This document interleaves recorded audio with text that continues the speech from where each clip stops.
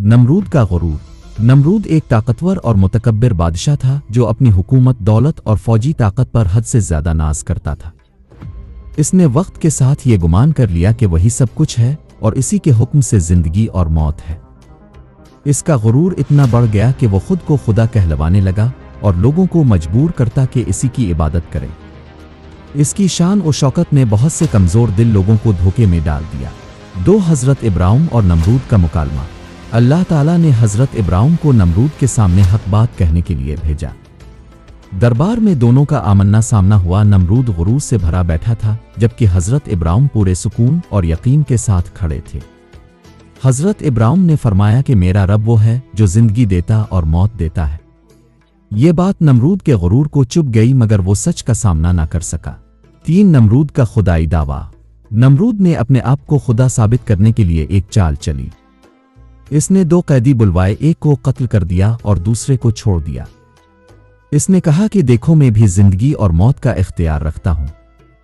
लेकिन हज़रत इब्राहिम ने फौरन फरमाया कि मेरा रब सूरज को मशरिक से निकालता है, अगर तो सच्चा है तो इसे मगरिब से निकाल कर दुखा। ये सुनकर नमरूद लाजवाब हो गया। 4 आग का अलाव तैयार करना। हक बात सुनकर नमरूद गुस्से से आग बबूला हो गया।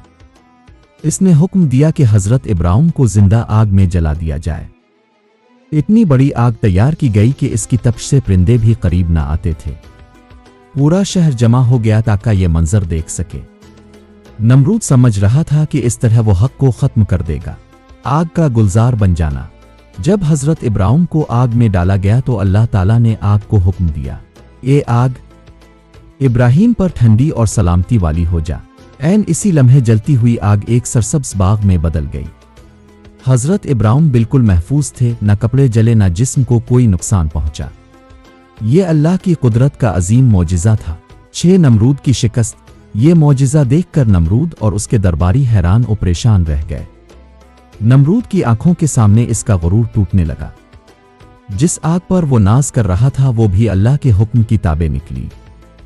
इस दिन सब पर वाज़े हो गया कि ताकत और बादशाहत कुछ नहीं, असल कुदरत सिर्फ अल्लाह के पास है। मच्छर के जरिए अजाब। नमरूद फिर भी बाज न आया। आखिरकार अल्लाह ताला ने एक निहायत छोटी मखलूक मच्छर के जरिए इसे अजाब दिया। वो मच्छर नमरूद की नाक के रास्ते दिमाग में दाखिल हो गया। एक अजीम बादशाह एक मामूली मखलूक के सामने बेबस हो गया।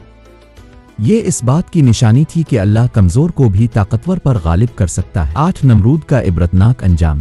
नमरूद शदीद तकलीफ में मुब्तला हो गया। वो अपने सर पर जूते मारता ताकि दर्द कम हो मगर कोई फायदा ना हुआ। इसकी सारी ताकत, फौज और दौलत बेकार साबित हो गई। आखिरकार वो जिल्लत के साथ मर गया। इसका अंजाम हर मुतकब्बिर के लिए इबरत बन गया। हक और बातिल का मुकाबला। नमरूद और हज़रत इब्राहिम का वाक़या हक और बातिल की वाज़े मिसाल है। एक तरफ गुरूर, झूठ और जुल्म था, दूसरी तरफ ईमान, सब्र और सच्चाई। तारीख ने साबित किया कि बातिल वक्ती तौर पर ताकतवर लग सकता है मगर अंजामकार हक ही गालिब आता है। इबरत और सबक। ये वाक़या हमें सिखाता है कि अल्लाह पर कामिल भरोसा करने वाला कभी नाकाम नहीं होता। जो शख्स गुरूर और ताकत के नशे में खुदा बनने की कोशिश करता है, अल्लाह इसे जलील कर देता है। नमरूद का अंजाम और हज़रत इब्राहिम की कामयाबी क़यामत तक इंसानियत के लिए एक रोशन सबक है।